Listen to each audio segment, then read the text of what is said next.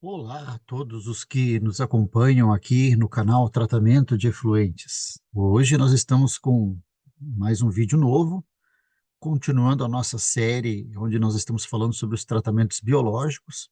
No último vídeo que eu fiz sobre tratamentos biológicos, eu comentei sobre as lagoas de estabilização.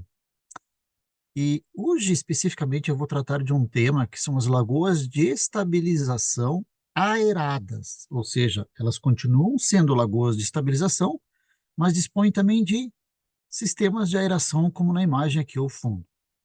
Essa é uma alternativa muito interessante também. Vamos conversar um pouquinho com você sobre, então, as lagoas aeradas facultativas. O que são essas lagoas aeradas facultativas? Elas são nada mais do que lagoas utilizadas quando nós precisamos ou desejamos ter um sistema que seja completamente aeróbio, né? E com dimensões mais reduzidas, menores que as lagoas de estabilização clássicas, facultativas, né? Ou sistema de lagoas anaeróbias seguido de facultativas, que é o sistema australiano. Então, nesse caso, quando eu quero lançar mão disso, vou utilizar as lagoas aeradas facultativas. A principal diferença que tem entre elas e as lagoas facultativas tradicionais ou convencionais é que o oxigênio necessário para essa lagoa já não é fornecido somente pela fotossíntese, pelas algas, mas principalmente é fornecido pelos aeradores mecânicos. E esse turbilhonamento da água causado por esses aeradores, ele facilita muito a penetração e a dissolução do oxigênio. E como nós vamos estar introduzindo mais oxigênio no nosso meio, na nossa massa líquida, há uma redução bem significativa no volume necessário e na área necessária para que essas lagoas operem, que vai redundar depois, como consequência, né, em um tempo de detenção hidráulica menor. E esse tempo fica em torno de 5 a 10 dias, o que é bem menos do que as lagoas facultativas de 25 a 35 dias. Com isso, a nossa área necessária também será bem menor.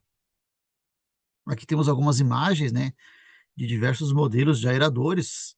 No caso aqui temos aeradores flutuantes, né, chamados também de barcaças, né, onde eles vão então fazer o insuflamento do ar dentro dessa massa líquida da lagoa.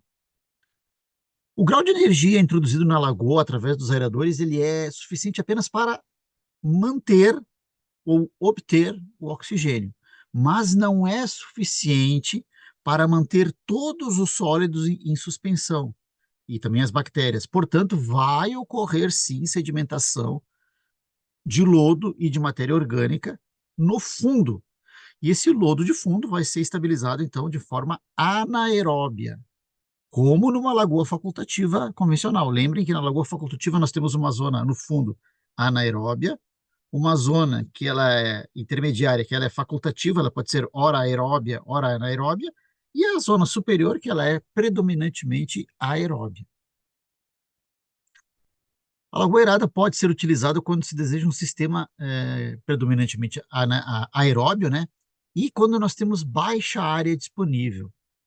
E também, agora vem o pulo do gato, né? A lagoa aerada, mecanicamente, ela pode ser uma solução para lagoas facultativas que estão operando de forma saturada, ou seja, atingiram o seu limite de carga, não tenho como ampliar a área, não tenho como expandir essas lagoas, não tenho como fazer uma nova lagoa também, e eu preciso atender essa demanda de carga que aumentou, seja esgoto, seja um efluente industrial que aumentou a produção. Então, a solução para esse caso de uma lagoa facultativa saturada é a introdução de aeração. Introduzindo aeração, eu consigo suprir essa carência. E com isso, o tempo de detenção na lagoa, então, fica de 5 a 10 dias, precisando de bem menos área. Como é que se dimensiona, então, essas lagoas aeradas facultativas? O dimensionamento é muito similar ao das lagoas facultativas, né? Nesse caso, nós não vamos usar a taxa de aplicação superficial, que era um parâmetro fundamental para as lagoas facultativas. Quem não assistiu o vídeo, volta lá atrás e assiste o vídeo que fala sobre as lagoas facultativas. Por que nós não precisamos da taxa de aplicação? Porque nós não vamos depender da fotossíntese. Mas quais serão os critérios que nós vamos usar para dimensionar essa lagoa? Tempo de detenção e a profundidade. Qual é o tempo de detenção? Então, o tempo de detenção ele deve ser adotado de forma a permitir uma remoção satisfatória da DBO. De maneira geral, vamos adotar valores entre 5 a 10 dias. Vamos ficar aí na média de 7 dias e meio de tempo de detenção.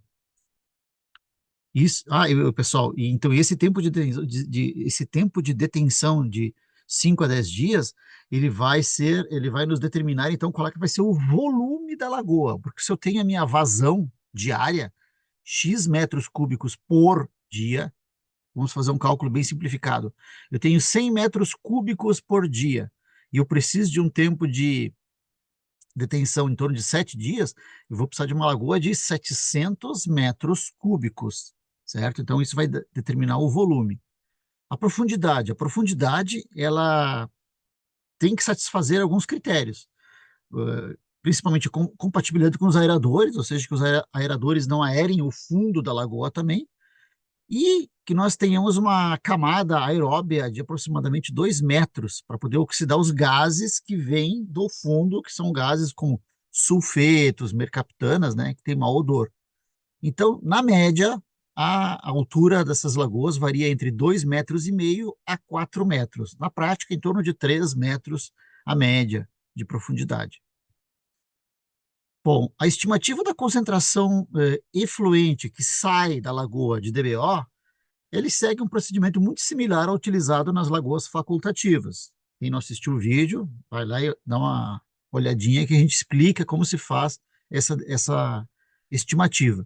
O efluente das lagoas aeradas facultativas ele é constituído por matéria orgânica dissolvida, que é chamada DBO solúvel, e a matéria orgânica que está em suspensão, a biomassa, que nós chamamos de DBO particulada. Lembrando que nesse caso das lagoas aeradas mecanicamente, nós não temos um desenvolvimento muito grande de algas, então não teremos muita matéria de DBO particulada. A estimativa do DBO solúvel é feita utilizando-se os mesmos apresentados para as lagoas facultativas. E o valor da concentração de DBO inicial, que é o nosso chamado S0, a ser adotado nos cálculos, depende da atividade anaeróbia, qual é a função da temperatura do líquido.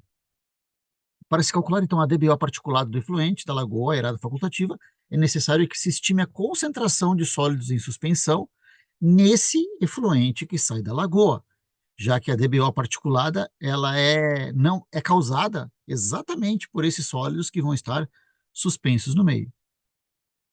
Bom, quais são os cuidados que nós temos que ter ao pensar no sistema de aeração? Existem duas possibilidades, tá, pessoal? Geralmente essas lagoas elas são retangulares, ou seja, elas têm um comprimento maior do que uma largura.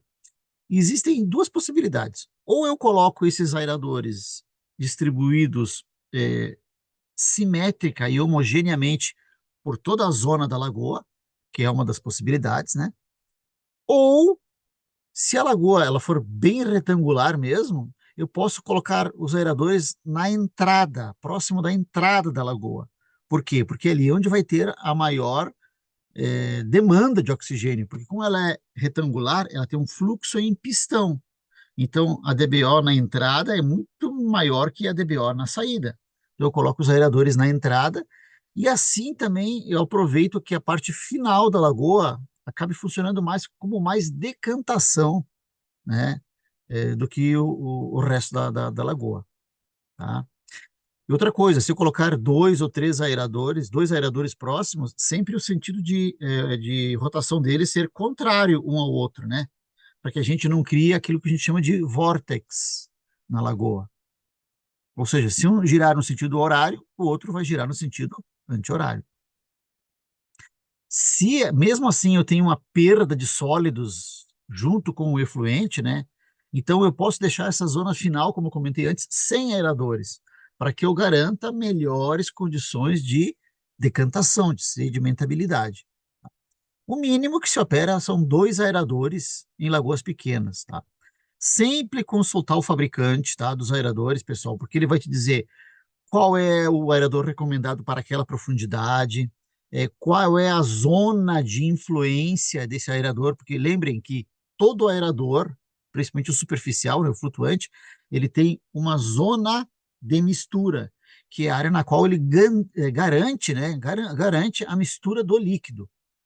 E uma zona de oxigenação, que é a área onde o oxigênio vai ser difuso no meio líquido e vai, então, ser eficiente na mistura. Aqui tem alguns exemplos, tá, de aeradores com diversas potências. Então, a gente pode observar que à medida que nós vamos aumentando a potência do aerador em CVs, nós podemos trabalhar com profundidades maiores na lagoa, né? E também o diâmetro de influência de oxigenação e da mistura acaba aumentando quando eu aumento a potência do aerador, tá? Então, os valores aproximados para as faixas de operação de aeradores mecânicos variam em função da potência. E o lodo? Vai formar lodo no fundo? Vai, como eu disse, a mistura não é total, não é completa. Sempre vai formar lodo no fundo. Porém, essa formação de lodo, pessoal, ela é muito baixa, tá? É na ordem de 0,03 a 0,08 metro cúbico, no caso de esgoto, né, por habitante por ano. Ou seja, a limpeza dessas lagoas, ela é um pouquinho mais frequente que as lagoas facultativas, porque elas têm uma área menor, mas consideravelmente menor que numa lagoa de decantação, por exemplo, seguido de uma lagoa de aeração de mistura completa. Então, geralmente, a gente limpa essas lagoas quando o lodo atinge em torno de um terço da altura útil. Quando o lodo chega nessa altura, os aeradores começam a movimentar esse lodo. Então, está na hora de fazer, então, a limpeza. Certo, gente? Espero que vocês tenham gostado desse vídeo sobre lagoas aeradas facultativas.